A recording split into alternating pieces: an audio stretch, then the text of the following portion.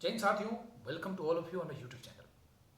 तो दोस्तों, आज के इस वीडियो में हम ब्रह्मचर्य के बारे में समझेंगे। ब्रह्मचर्य को समझने से पहले आपको कुछ अतिरिक्त परिभाषाओं का ज्ञान होना अनिवार्य है। मैं कोशिश करता हूँ सबसे पहले उन परिभाषाओं के बारे में आपको जागरूक कर लूँ, उसके बाद मैं ब्रह्मचर्य की तरफ आपको ले चलूँगा। तो सबसे पहली चीज इसमें आती है कर्मयोग। अब कर्मयोग किस चिड़िया का नाम है?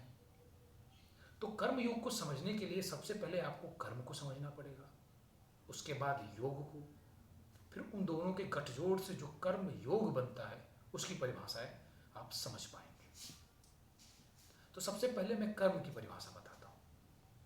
तो हम जब श्रीमद् भागवत गीता को देखते हैं, उनका अवलोकन करते हैं, तो पता चलता है कि कर्म मुख्यतः दो प्रकार के होते हैं, एक सकर्म, एक अकर्म।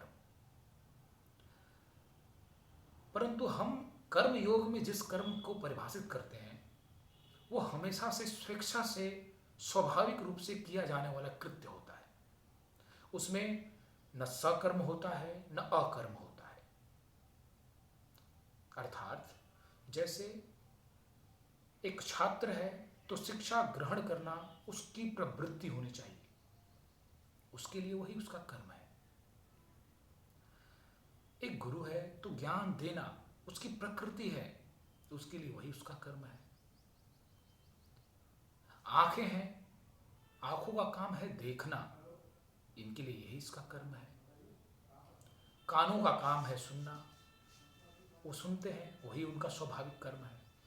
तो हम कर्म को समझने के लिए हम ये समझते हैं कि जो कार्य स्वाभाविक है वही उसका कर्म है। हमें अभी सकर्म और अकर्म की दुविधा में नहीं फंसना है।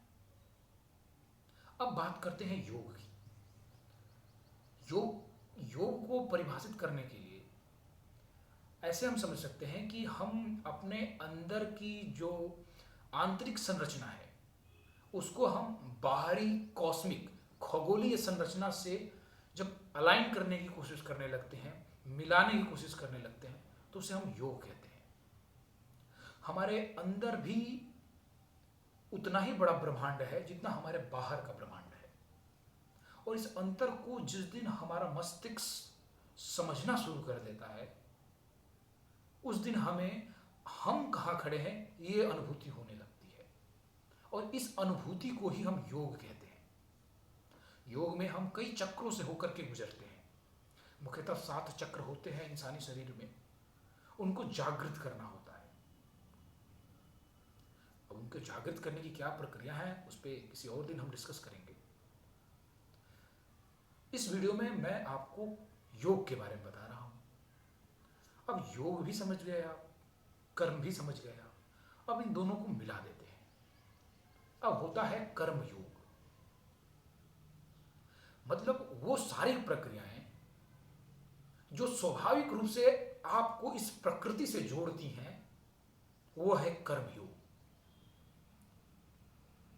और कर्म योग का सिद्धांत श्रीमद् भागवत गीता में भगवान श्री कृष्ण भी अर्जुन को सुनाते हैं। आगे चल के स्वामी विवेकानंद जी भी कर्म योग के ऊपर ही जोर डालते हैं।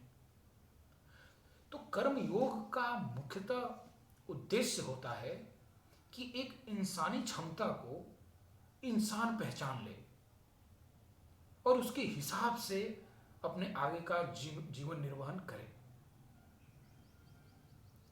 अब हम जब कर्म योग समझ जाते हैं तो अब हमको ब्रह्मचर्य की परिभाषा समझना थोड़ा आसान है। ब्रह्मचर्य मतलब होता है ब्रह्म का आचरण। हमारे यहाँ जो योग में सबसे अंतिम कड़ी है, 7वां चक्र है, वही है ब्रह्म, वही है ब्रह्मांड। हम जब अपने आप को उस स्थिति की ओर ले जाने की कोशिश करते हैं, उस स्थिति में ले जाने हेतु जो कर्म करते हैं उसको तो हम कर्म योग कहते हैं। परंतु एक बार जब हम उस पर स्थापित हो जाते हैं तो हम ब्रह्मचर्य हो जाते हैं। मतलब ब्रह्मचर्य वाला आचरण अपने अंदर ढालने लगते हैं। ब्रह्मचारी होने का मतलब है एक अनुशासित जीवन। आपके खाने का समय, आपके शयन का समय, आपके कार्य करने का समय, प्रत्येक चीज समयबद्ध और क्रमबद्ध तरीके से हो, निश्चित हो। आप एक सुलझे हुए व्यक्ति रहें, आपके खुद के विचार हों, आप किसी की शारीरिक संरचना से, किसी की वाक्पटुता से प्रभावित ना हो। आप चीजों का विश्लेषण कर सकें। ये जो सारी चीजें हैं, आपको अपने अंदर से संयमित होना है।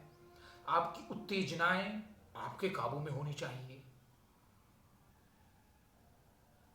मुख्यतः ये अपने आप में कुछ ऐसा है कि आप अपने शरीर को कंट्रोल करना शुरू करें। आपका मन नहीं, आपकी आत्मा के हाथ में, आपके हृदय के हाथ में आपके शरीर को चलाना हो जाए। वरना मन ऐसा है कि मन आपको भगाएगा, परंतु उसको काबू करना, इंद्रियों पे काबू कर लेना, इसी को हम आसान भाषा में ब्रह्मचर्य बोल देते हैं। और ब्रह्मचारी होने का मतलब ऐसा बिल्कुल नहीं है कि लड़कियों को देखना नहीं है। अधिकतर कन्फ्यूजन क्रिएट कर दिया जाता है, कोई लड़का है तो लड़कियों को नहीं देखना है, कोई लड़की है तो लड़कों को नहीं देखना है। ऐसा बिल्कुल नहीं है। हम आम जिंदगी जी सकते हैं। भगवान श्री कृष्ण को भी तो ब्रह्मचारी बोला जाता है। उन्होंने भी शादी की, उनके भी बच्चे हुए, उन्होंने अपने सारे भौतिक सुख भोगे, फिर भी वो एक ब्रह्मचारी हैं। तो ब्रह्मचारी होने का ये मतलब नहीं है कि आप वो सारी चीज़ों का त्याग कर दें, आप सन्यासी बन जाएं। ऐसा बिल्कुल नहीं है। सन्यासी होना और ब्रह्मचारी होना दोनों अलग अलग चीज़ें हैं। इन दोनों के बीच में अंतर आपको मालूम होना चाहिए। अब आशा है कि आपको ब्रह्मचारी होने का उद्देश्य समझ आया होगा। हम ब्रह्मचारी होने का जो मुख्य उद्देश्य हमारा जो है युवाओं को जागरूक करना, वो इसलिए भी जरूरी है क्योंकि वर्तमान परिवेश में जो पाश्चात्य संस्कृति हमारे ऊपर प्रभावी रूप से आ रही है, उसका प्रतिकार केवल और केवल ब्रह्मचर्य से संभव है। न कोई धर्म, न कोई रीति रिवाज कुछ भी नहीं कर सकता, केवल ब्रह्मचर्य। क्योंकि ये वैज्ञानिकी का दौर है, और इसमें आप वैज्ञानिकी का जवाब वैज्ञानिकी से ही देना पड़ेगा, तकनीक का जवाब तकनीकी से ही देना पड़ेगा। आप अभी पुरानी सभ्यता में नहीं जा सकते, ऋषि परंपरा में नहीं जा सकते। आपको प्रोफेसर के यहाँ ही शिक्षा ग्रहण करने जाना पड़ेगा। आप किसी कुटिया में, वन की कुटिया में जाकर ज्ञानार्जन नहीं कर सकते, आपको यूनिवर्सिटी में ही जाना पड़ेगा। तो ये जो परिवर्तन कालखंड की वजह से हमारे सामने हो रहा है, उसको स्वीकार करना है और उसके अनुसार अपने आप को ढालना है। ब्रह्मचर्य अपने आप में एक अनुशासित जीवन जीने की प्रक्रिया है। तो आशा है आपको ब्रह्मचर्य का मतलब समझ में आया होगा। ऐसे बहुत सारी वीडियो मैं डालता रहूंगा, आपको अवेयर करता रहूंगा। इतनी देर तक मुझे सुनने के लिए आप सबों का हार्दिक आभार, धन्यवाद, जय हिंद।